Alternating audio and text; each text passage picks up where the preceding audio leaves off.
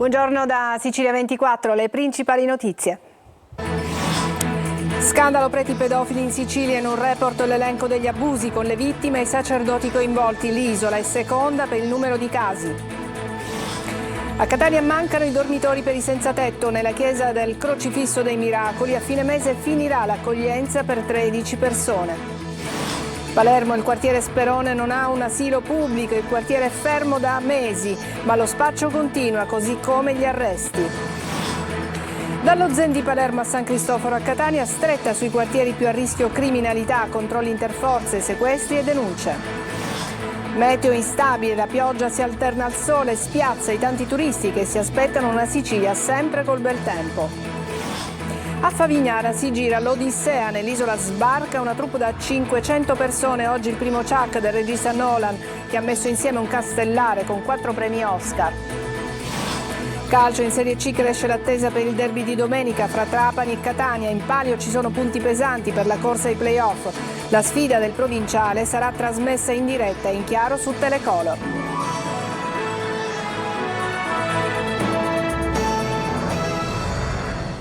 Bentrovati. Chiesa e pedofilia sono allarmanti i dati emersi sugli abusi sessuali commessi dai sacerdoti nella rilevazione effettuata dall'associazione Rete l'Abuso. La Sicilia è la seconda regione in Italia per numero di casi. Sentiamo Gerry Italia. Si chiama Spotlight on Italian Survivors, la piattaforma che raccoglie e rende pubblici i dati sugli abusi sessuali commessi nell'ambito della Chiesa. Un lavoro iniziato oltre 15 anni fa da Francesco Zanardi, presidente di Rete l'Abuso e lui stesso vittima di violenze da parte di un sacerdote. I numeri sono allarmanti: 92 preti coinvolti in casi di pedofilia in Sicilia, seconda solo alla Lombardia con 137 casi, ma il conteggio esclude catechisti, educatori e volontari laici. È piuttosto alto il panorama di abusi in Sicilia e comunque anche in tutta Italia. Abbiamo fatto questo report che sarà aggiornato in continuazione, cioè quindi ogni caso che uscirà verrà aggiunto. Quelli che sono stati inseriti per il momento sono in realtà i 913 che dichiara la CEI, di cui ne avevamo più di 500, ne avevamo già conoscenza. Questo report è un manifesto pubblico di denuncia. La piattaforma non registra solo cifre, ma anche storie di vittime e procedimenti giudiziari. 58 sacerdoti sospettati in Sicilia non sono mai stati indagati, mentre ad oggi si contano un prete denunciato, 7 indagati e 18 condanne definitive. Le vittime accertate sono 150, tra cui persone con disabilità psichiche. Da 2 anni la Conferenza Episcopale Siciliana ha attivato un centro d'ascolto per gli abusi, ma le denunce continuano ad emergere. Il caso di Don Giuseppe Rugolo, condannato per violenza su minori, ha dato il via a nuove segnalazioni. Per Zanardi però non basta denunciare, resta l'unica strada per fermare questi crimini. È importantissimo denunciare, ma non solo per se stessi, ma anche perché in qualche modo si mette stop a un susseguirsi di vittime. Antonio ha denunciato, altri 2 no, ma intanto le vittime sono già 3. A Catania mancano i dormitori per i senza tetto. Nella chiesa del Crocifisso dei Miracoli in via Umberto a fine mese finirà l'accoglienza per 13 persone. L'appello di Roberto, uno dei volontari: chiediamo dignità per noi che viviamo in strada. Giusy Lazzaro. Lei dorme qui in questo letto? Sì, io ho avuto una scoltura del prete dei Gesuiti che sono meravigliose, mi sono trovato benissimo, solo che purtroppo il 31 marzo devono chiudere e io non so dove andare. Andrò a finire per la strada. Il signor Roberto Laspina ha 67 anni, la sua pensione sociale è di 500 euro al mese, per questo nessuno gli vuole affittare un alloggio. A Catania ci sono 137 senza tetto che non hanno un dormitorio dove andare. Come si vive per strada?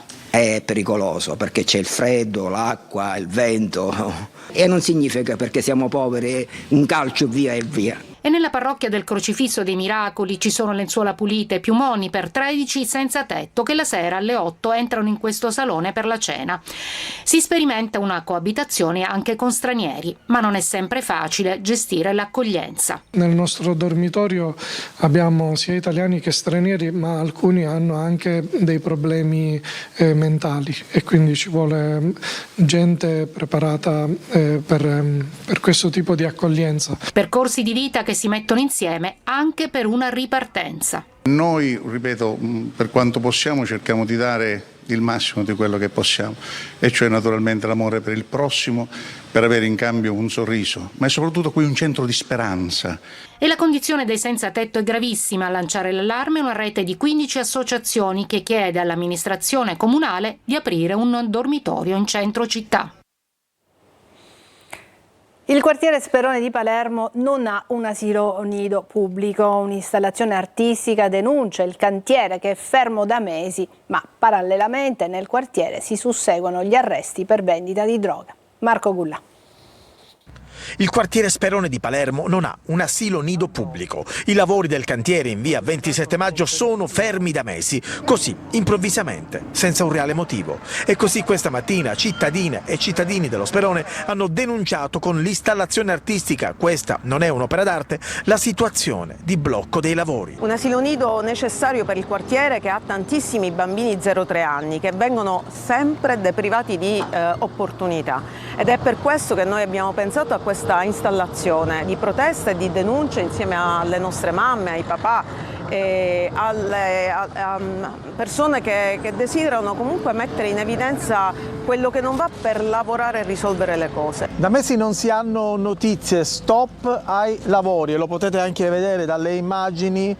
Si sta creando quella che un po' tutti temono, ovvero una discarica a cielo aperto, quindi da mesi non si hanno risposte, lavori praticamente fermi, e questo è il risultato. Io conosco un sacco di mamme che non possono andare al lavoro appunto perché non sanno dove lasciare i bimbi. E se da un lato mancano servizi fondamentali come un asilo, allo Sperone non manca invece la droga. Ennesimo arresto da parte della polizia che nella notte ha arrestato un giovane di 23 anni che smerciava cocaina, hashish e crack in qualsiasi momento della giornata, dall'alba e fino a tarda notte. Un takeaway dello stupefacente. Resta alta la tensione allo Zen di Palermo, dove dopo il ferimento di un giovane accoltellato durante una faida tra gang c'è stata una escalation di violenza. L'ultimo episodio la notte scorsa. Quartieri che sono messi alle strette anche a Catania. Sentiamo Simona Mazzone. La tensione resta alta allo Zen, quartiere difficile di Palermo, dove si segnala un'escalation di violenza. L'ultima rissa con possibili colpi di pistola la scorsa notte. Nessuna denuncia, ma una segnalazione arrivata alle forze dell'ordine che hanno predisposto numerosi controlli. Il clima qui da oltre un mese è diventato incandescente. Colpi di pistola contro case e magazzini, auto in fiamme e coltellate tra gang alla resa dei conti. La tensione è salita dopo il ferimento di un giovane nelle scorse settimane, ancora ricoverato in gravi condizioni all'ospedale di Villa Sofia, pare a causa di una faida per il controllo dello spaccio e delle scommesse clandestine nel quartiere. Le forze dell'ordine stanno mettendo alle strette i quartieri periferici, anche a Catania. 5 cavalli ed un puledro appena nato, tutti senza microchip, sono stati sequestrati dalla polizia in 2 stalle abusive a San Cristoforo, dove sono stati trovati anche alcuni farmaci non dopanti ma illegali. Ancora controlli nel quartiere. In 4 ristoranti di via Plebiscito oltre 20 kg di alimenti, tra formaggi e salumi non tracciati, sono stati sequestrati. Qui setacciati anche alcuni negozi di articoli per la casa e una macelleria di via della Concordia, dove venivano cucinati alimenti su un braciere posizionato senza alcuna autorizzazione. Multati titolari per oltre 20.000 euro, trovati anche lavoratori regolari. Adesso uno sguardo al tempo. L'arrivo della primavera è stato salutato da pioggia e vento. Il tempo instabile ci accompagnerà fino alla fine del mese. Tonino De Mana. Marzo pazzerello, guarda il sole e prendi l'ombrello. Con il passare del tempo e complici cambiamenti climatici, questo proverbio popolare rischia di andare definitivamente in soffitta. In effetti, pazzerello è ormai tutto l'anno, con siccità ed alluvioni che si alternano, tanto che l'arrivo della primavera è stato salutato in Sicilia dal maltempo, che dovrebbe protrarsi fino alla fine del mese, con un vortice ciclonico annunciato per giovedì. Tranquilli, il sole e anche caldo tornerà, ma sarà necessario portare un po' di pazienza. E ci sono alcuni delusi, convinti di trovare una giornata decisamente diversa. Volevo trovare il sole della Sicilia, ma non l'abbiamo trovato. Magari tra un'ora ci sarà. Insomma, ho visto le previsioni, fino a domani piove, quindi. Io sono venuta qua in Sicilia, sì, la prima volta cosa ho comprato? Ma queste scarpe stivili. In un'insolita e grigia Catania, niente mercato, chi può sfrutta doveri portici di Corso Sicilia. Ai nostri interlocutori chiediamo come vestirsi. Lo stesso sogno. Cioè, che smaglione così, giubbottino. Un giorno c'è sole, un giorno c'è pioggia. C'è mezza Catania che sta male veramente, anche gli ospedali, che a questo tempo non ha capito più nulla, soprattutto i bambini, non si sa come vestirli, come non vestirli. Siamo al 25 marzo e ancora i giubbotti pesanti. E che dobbiamo fare? Ci dobbiamo adeguare al tempo. C'è chi non consulta il meteo, ma In base a come si sveglia la mattina, guardi fuori dalla finestra e decidi come vestirti. c'è chi fa di necessità virtù, come questo cittadino del Bangladesh, occasionale venditore di ombrelli. Quanti ombrelli hai venduto fino ad ora? Ora di 6-7 lavorare. Ma dimmi una cosa, tu speri che piova? Questo è tutti i giorni nuovo, piove e lavorare. Niente paura, tra qualche mese gli ombrelli serviranno, ma per ripararsi dal solleone. Parliamo adesso di migranti. Si è sfiorata una nuova tragedia in mare al largo di Lampedusa, 85 i profughi che sono stati soccorsi nelle ultime ore. Sentiamo Simona Mazzone. Nonostante il mare in burrasca e le forti raffiche di vento si siano abbattuti sulla loro imbarcazione facendola oscillare da una parte all'altra, si sono aggrappati ad ogni cosa gli 85 migranti che navigavano in acque siciliane e che sono sbarcati sani e salvi a Lampedusa dopo l'intervento durante la notte della Guardia Costiera che li ha soccorsi. Scampati all'ennesima tragedia del mare, i migranti hanno riferito di provenire da Bangladesh, Egitto, Pakistan e Sudan e di essere partiti il giorno prima da Zuara in Libia. Tutti sono stati portati all'hotspot di Contrada in Viriacola, che era deserto. Ancora qui resta l'eco dell'ultimo dramma della migrazione. Soltanto pochi giorni fa un naufragio che non ha lasciato scampo a un altro gruppo di profughi. 6 corpi, tutti di giovani uomini estratti dalle onde e solo 10 superstiti delle 56 persone a bordo. Questi numeri si aggiungono a quelli raccolti dall'Organizzazione Internazionale per le Migrazioni, che nell'ultimo bilancio appena presentato parla di quasi 9.000 persone morte lungo le rotte migratorie del 2024, cifre da record rispetto agli anni precedenti. Oltre 2.400 sono i decessi documentati nel Mar Mediterraneo, ma probabilmente sono molti di più. A Trapani i carabinieri hanno denunciato 2 pregiudicati per abbandono di rifiuti, guida senza patente con revisione scaduta. I militari dell'Arma, impegnati in un servizio di perlustrazione nei pressi della riserva naturale orientata delle saline di Trapani, Paceco e Misiri Scemi, hanno notato tramite l'ausilio di un drone la presenza di numerosi scarichi e roghi. Durante il sopralluogo dall'alto notavano anche la presenza di un autocarro a 3 ruote carico di rifiuti speciali che si addentrava all'interno della riserva. Il Presidente della Regione, in un vertice di maggioranza, annuncia una manovrina di circa 50 milioni di euro per tutelare le imprese dal pericolo dazi, per mitigare i disagi delle liste d'attesa in sanità e per favorire gli spostamenti agli aeroporti minori. Sentiamo Luca Ciliberti. Una manovrina da quasi 50 milioni di euro per risolvere alcune criticità contingenti al periodo che penalizzano imprese, infrastrutture pubbliche e fasce deboli. E questo è quello che ha presentato Schifani in un vertice con gli alleati. La fetta più importante di queste risorse a disposizione andrebbero alla sanità con l'intento di ridurre l'impatto in alcuni casi devastante delle liste d'attesa. Circa 15 milioni di euro dovrebbero andare alle strutture private come i laboratori d'analisi che lavorano in regime di convenzione con la Regione per ridurre il gap tra i rimborsi calcolati con il nomenclatore tariffario del 2024 e le nuove tariffe introdotte dal Ministero della Salute. Altre risorse saranno impegnate per la riprogettazione dei fondi europei e sull'azzeramento dell'addizionale sui diritti di imbarco dei passeggeri sui voli in partenza dagli aeroporti minori della Sicilia, quantificate in circa 6,50 euro in meno a biglietto, in modo da favorire un abbassamento complessivo dei costi. Tra le misure illustrate da Schifani ai capigruppo e ai leader dei partiti di centrodestra c'è l'intervento per mitigare l'effetto dazi. Un fondo da 5 milioni di euro per consentire alle piccole e medie imprese siciliane di andare alla ricerca di nuovi mercati per salvare l'export siciliano che sarebbe penalizzato dalle scelte di Trump. I dazi sono sempre stati un problema, noi dobbiamo affrontarli. Abbiamo chiesto un intervento a livello europeo perché bisogna occuparsene in quella dimensione e bisogna fare attenzione a che non si faccia di questo un problema che è un problema reale, ma bisogna affrontarlo possibilmente con una grande coesione da parte di tutti i soggetti interessati. Le misure dovrebbero partire tra fine aprile e maggio. In agenda ci sono anche soldi per il contrasto alla povertà e all'emergenza alimentare. Adesso una breve pausa, poi parleremo della Madonnina delle Lacrime di Siracusa, del Colossal Odissea che viene girato in queste ore a Favignana e degli 85 anni di Mina. A tra poco.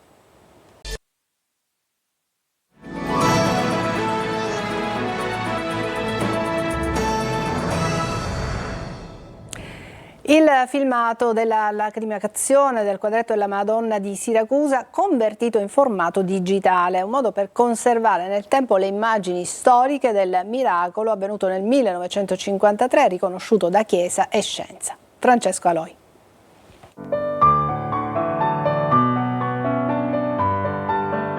La lacrimazione di Maria a Siracusa racchiusa in queste immagini. 72 anni dopo, la storica pellicola è stata convertita in digitale. È certamente un momento importante, significativo, perché ci richiama a quell'evento del 1953 che ha segnato la vita della chiesa e della città di Siracusa. Poco più di 3 minuti ripresi da Nicola Guarino, uno dei testimoni oculari, che con la sua cinepresa catturò questi momenti, ormai parte della storia.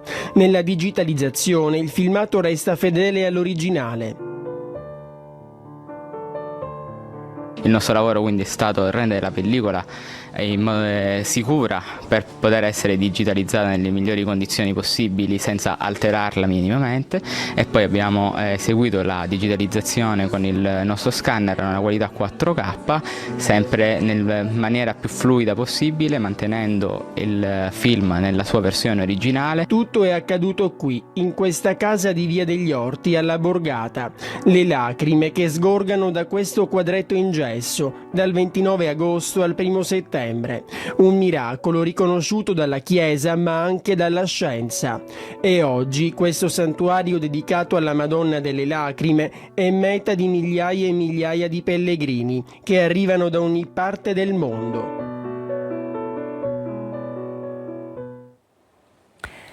Favignana in fibrillazione per l'inizio delle riprese del Colossal Odissea. Oggi il primo Chuck del regista Nolan, che ha messo insieme un castellare con 4 premi Oscar. Ma Damon ai tavolini dei locali dell'isola scatena la corsa allo scatto rubato.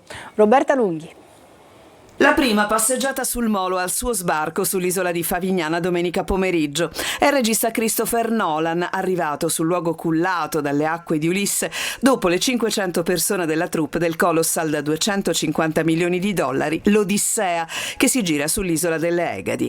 Nel tardo pomeriggio ieri l'arrivo del cast stellare con 4 premi Oscar. In testa Matt Damon, che sarà Ulisse, Charlize Theron sarà Circe, Anne Hathaway, Penelope e poi il protagonista di Spider-Man Tom Holland nel ruolo di Telemaco. Oggi l'inizio delle riprese e Favignana è un'isola in fibrillazione. L'isola, l'arcipelago, in prima l'isola di Favignana, è coinvolta da questi innumerevoli attori che passeggiano, che giustamente impegnati nelle riprese. È un momento davvero emozionante, un momento importante per l'arcipelago, soprattutto per il ritorno che si avrà dal punto di vista turistico. La ricaduta su Favignana è intanto immediata per un mese di riprese con ville private affittate a Nolan e Damon, che avrà anche 10 guardiani di vedette e strutture di lusso sold out. Gli scatti di Matt Damon al tavolino del bar o in un locale la sera fanno già il giro sui social, così come colpisce al molo turistico dietro Palazzo Florio, che sarà la sede operativa del regista,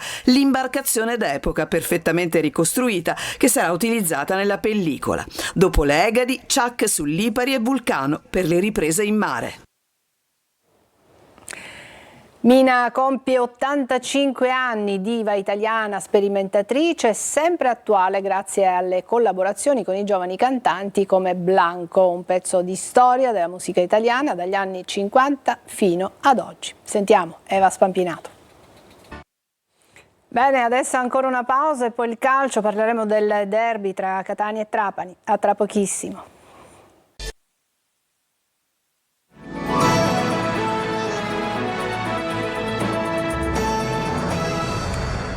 Eccoci al calcio, parliamo di Serie C, cresce l'attesa per il derby di domenica fra Trapani e Catania, in palio punti pesanti per la corsa ai play-off. La sfida del provinciale, ve lo ricordiamo, sarà trasmessa in diretta e in chiaro su Telecolor. Francesco Triolo.